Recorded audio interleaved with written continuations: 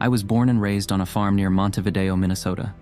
We raised milk cows, pigs, chickens, and hundreds of sheep. We also had many acres of farmland and a big garden.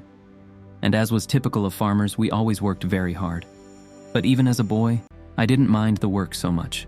Feeding the animals, working in the field, and even the dirty jobs in the cow barn sort of gave me a sense of purpose. In fact, I have many fond memories of life on our farm. One of the best things I liked about our farm was the chance to explore.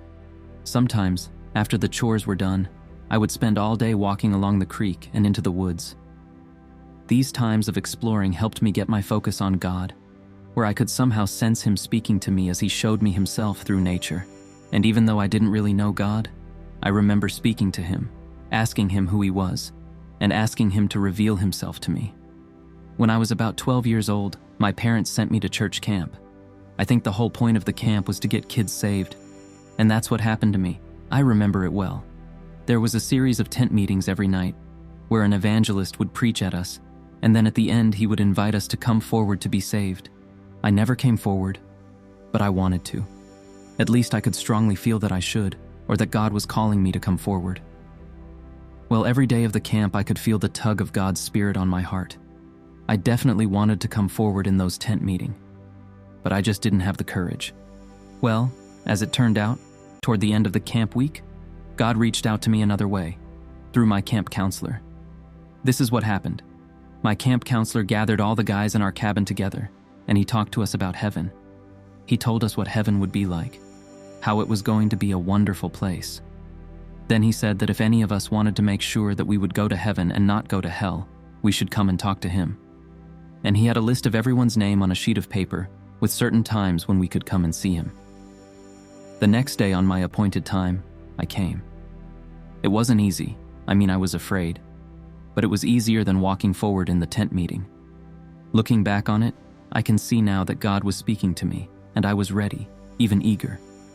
My counselor told me very simply how to be saved. I had to simply believe in God's Son and trust Him as my Savior and Lord. And I had to believe that He died on a cross for me to pay the penalty for my sins. I remember praying, "Lord, please come into my heart, forgive my sins and take control of my life."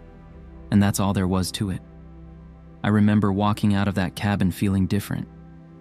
That day, and for the next couple of days, I felt clean and new, and everything seemed brighter. And I had a wonderful peace, an assurance that if I would die, I would not go to hell, but to heaven. Unfortunately, I didn't tell anyone about what I did that day, so no one, my parents, nor my church helped me as a new Christian. In fact, the first few years of my young Christian life was a lonely struggle. I thank God that He continued to give me an assurance of my salvation, but yet, I felt sort of lost. A few years later, however, God used some people to guide me. A group called Campus Crusade for Christ was a great help to me during my high school years. Then I met another group while I was in the military, the Navigators. Both of these groups were helpful in showing me how to be a Spirit-filled Christian. My one-on-one time with a couple of guys from the Navigators was especially helpful. They showed me how to have a daily quiet time as key to maintaining my relationship with Christ. And there were other things along the way that God used to guide me and strengthen me in my walk with Him, such as my years of Bible college and seminary, and also the various small groups I have been a part of. But I think my own obedience to the voice of God has proved to be especially rewarding. Whenever I have been obedient to His call and did the things He was calling me to do, He has prospered me and has shown me His will. Here is a verse I have leaned on over the years. Joshua 1:8. This book of the law shall not depart out of thy mouth, but thou shalt meditate therein day and night, that thou mayest observe to do according to all that is written therein. For then thou shalt make thy way prosperous, and then thou shalt have good success. Feel free to visit our friends at swissministry.com.